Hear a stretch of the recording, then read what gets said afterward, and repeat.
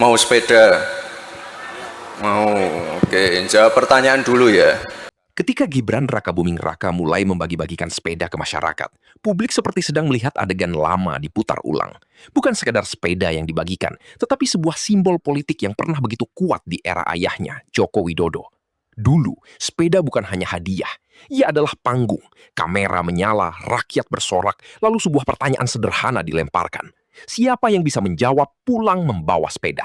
Sederhana, merakyat, mudah viral, dan sangat efektif membangun citra pemimpin yang dekat dengan rakyat kecil. Kini, pola itu muncul lagi. Bedanya, publik hari ini tidak lagi berada di tahun-tahun awal euforia politik Jokowi. Masyarakat sudah jauh lebih sinis, lebih kritis, dan lebih sadar bahwa dalam politik, simbol seringkali lebih penting daripada substansi. Sepeda akhirnya bukan lagi sekedar kendaraan roda dua. Ia berubah menjadi metafora kekuasaan yang diwariskan dari ayah ke anak, dari satu panggung ke panggung berikutnya. Nomor 2 Ahok. Nomor 3 Prabowo.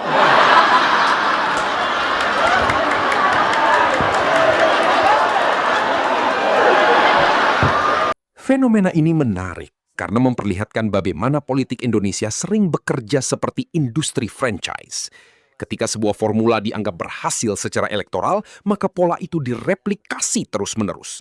Gaya bicara diwariskan, cara turun ke rakyat diwariskan, gestur diwariskan, bahkan hadiah sepeda pun ikut diwariskan. Yang mana? Yang mana? Santrinya dijemput. Maju ke depan, maju ke depan.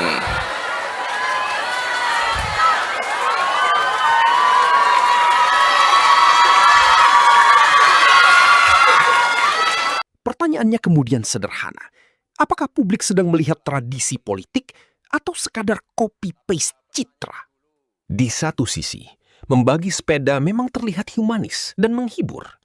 Tidak ada yang salah dari memberi hadiah kepada rakyat. Tetapi di sisi lain, publik juga mulai bertanya, apakah kedekatan dengan rakyat cukup dibangun lewat gimmick visual semacam ini?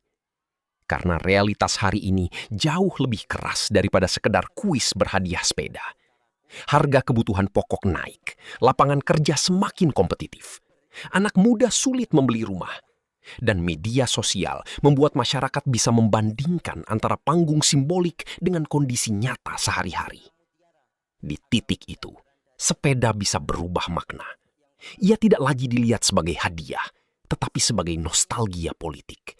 Sebuah upaya menghidupkan kembali romantisme gaya Jokowi yang dulu sangat kuat memikat publik. Namun politik punya hukum yang kejam.